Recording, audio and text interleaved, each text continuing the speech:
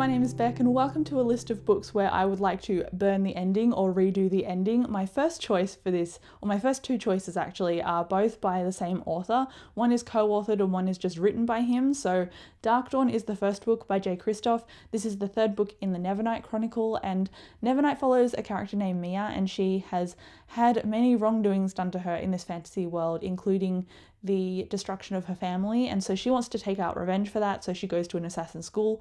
Obviously it evolves beyond that initial premise, but I can't say too much about what Dark Dawn involves because obviously it will contain spoilers for the first two in the series. I loved the first two books. I gave them both 5 stars each. With Dark Dawn, I initially gave it a 4 stars, I think. I wanted to give it a 5, but I was just caught up in the thrill of being back in that world again. And while the first two are very focused on the outcomes of the plot in more of an overarching sense, as well as what Mia is doing, it had more world building and more stakes.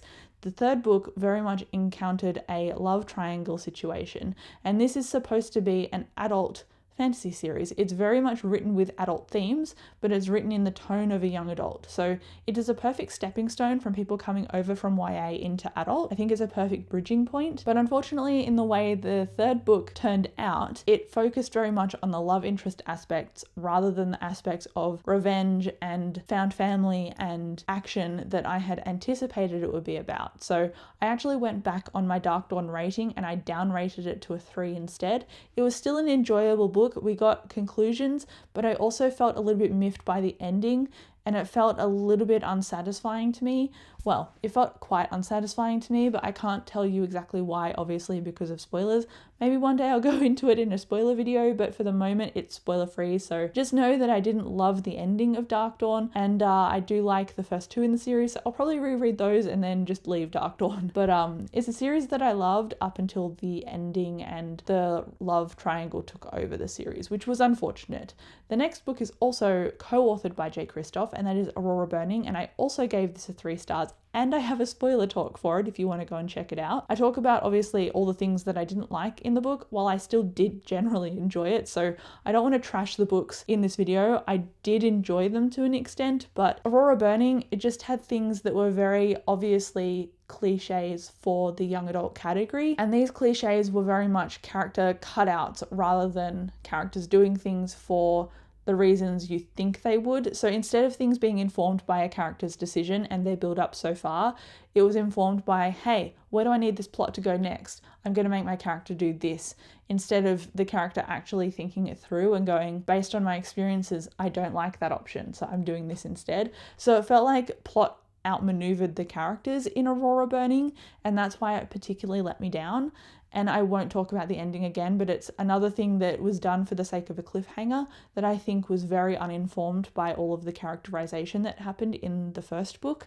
So it underwhelmed me considerably, and I had a lot of hype going into it because I really enjoyed the first book, Aurora Rising. So when I go into the last book of that series, and yes, I'm going to continue on, when I go into that book, I'm going to have lowered expectations, so hopefully I enjoy it more. Let's keep my fingers crossed. The next book is actually a series, although this thing happened, I think, in the last book. I think there's a trend here with second or last books in a series just not living up to my enjoyment of the first one. Anyway, the books that I'm talking about are the Winners trilogy by Marie Rutkowski. I read these years ago now. My tastes have very wildly shifted. I don't read as much YA anymore, but I remember when I first read them, when my tastes very much aligned with just devouring YA book after YA book. It just stagnated for me, and the reason it stagnated was for the amnesia trope. I hate that trope with a passion, but I know for some people it probably works.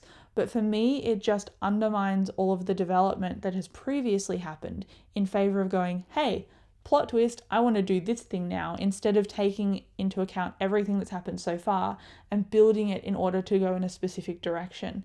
I just hate the amnesia trope, and that's what that trilogy fell into doing, as well as having rife miscommunication all throughout the book and the two love interests having to basically read their minds. While I loved the premise of this book with the main character Kestrel, she had such a cool name that I still remember it years later, with her subverting the I'm a female young adult protagonist and I'm strong, instead of taking that stereotypical, like, want to fight everything attitude and rejecting girly stuff, which is fine. There are people that do that. Instead of taking that character archetype and saying, I'm like all of those other characters, Kestrel was very strong in a different way. And that was in her mind. She is very politically informed and she's very intelligent. And so the fact that she had to rely on her love interest and her not communicating, it just seemed very frustrating to read. The fact that they would make these guesses upon guesses that led into hypotheses that eventually brought them to the same conclusion, I was like, nobody can think like that. It just doesn't happen. So I think I need to lower my expectations a bit, but that's why The Winner's Curse, or at least that trilogy, disappointed me: Miscommunication and Amnesia. I've also got another young adult fantasy on here, and it is Red Queen. This might surprise people, but when I first read Red Queen, that is such a tongue twister. When I first read that book, I gave it 5 stars. I refused to go back and reread it because I read that at the perfect time that my brain needed to absorb that story, and I'm not going back and tarnishing my memory. But I remember reading the sequels and finishing the series, and it just was not satisfying. I think the first book, it needed to be like a standalone movie about a character named Mare who is in this fantasy world that is kind of degenerated. There is red bloods and silver bloods. Silver bloods have like X-Men abilities, which is where I was like, sign me up, because I love that stuff. Mare is obviously a red blood. She's the working class, not the royal class, but for some reason she might potentially have a ability, and so it's about a rebellion. It's about Mare being caught up in politics. It sounds like every other young adult generic premise of the time, but I was fine with that. I lapped it up. Sometimes we just go to consume media and then not think too hard about it, but I started to think too hard about the sequels, and I think that's why I didn't like them, mostly because they got repetitive. No, don't get me wrong. I did enjoy them for what they were when I read them, but some things just really rubbed me the wrong way.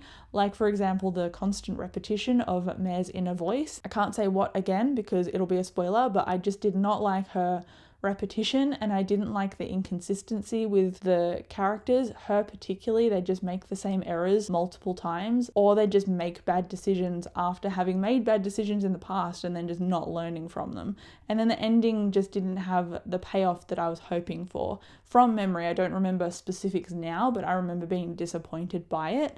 So it's just another series that I loved the first book of, and then I overthought the rest of it and I just didn't love it. So let me know if you're the same. But I guess that happens with all of us, especially with hindsight, especially because I went back and I changed my rating of Dark Dawn. I wonder if anyone else has done that. Let me know down below. Next up is His Dark Materials, and I never read this as a kid, so I had no nostalgia for this whatsoever. If I look a bit sniffly, it's because it's really hot outside and I have hay fever, so I'm sorry about that. But His Dark Materials, I enjoyed the first book. Again, I enjoyed the first book. And then when it got into the last book in the trilogy, because it's a book for kids, I expected a bit more of a resolution and like bows being tied off in the plot. It didn't really end in that particular way, which was disappointing. But then later on, I realized he'd written another series after that to take place. And so I guess it makes sense from that angle. But if you were a kid and you were reading that series and it just ended that way and you had no idea that he had decided to start writing more in the same worlds, I would be very disappointed. And when I finished that, I was like, I'm actively deciding not to continue these books just because of the way that the characters concluded. It was very dissatisfying to me. So I did like the world building of it. If you don't know, it's about a character named Lyra, and she lives in an alternate London, and in this version of London, every character has what's called a demon, and it's like their spirit that's manifested. So often these spirits shapeshift into different creatures, and when you are a little kid, your demon tends to shift quite a lot. It can have basically a free form because obviously your identity hasn't settled yet, and so you're constantly trying new things to see what you are as a person, like your personality. And there's a character that goes missing, and then she decides to go and find him, and it's linked to the demons, and there's a whole bunch of other stuff happening. I don't want to talk about too much because obviously finding it out is part of the fun, but the audiobooks are really great because they're done for kids. They're multiple voice narrators. They were so good, so I would recommend those. They were fun, but I just didn't love the ending. So again, enjoyed, wouldn't continue, wouldn't reread. Next up is a book that I would also want to rewrite or burn the ending of. I don't know what I want to do. Do I want to burn the ending, or do I just want to separate it into 2 different books? The one I'm talking about here is The Poppy War, and I have a love-hate relationship with this book. Everyone hyped it up to make it the next best thing, and it was brilliant the first half, and then the second half it just did a very thematic 180, and I should have read about what it entailed and its links to actual history.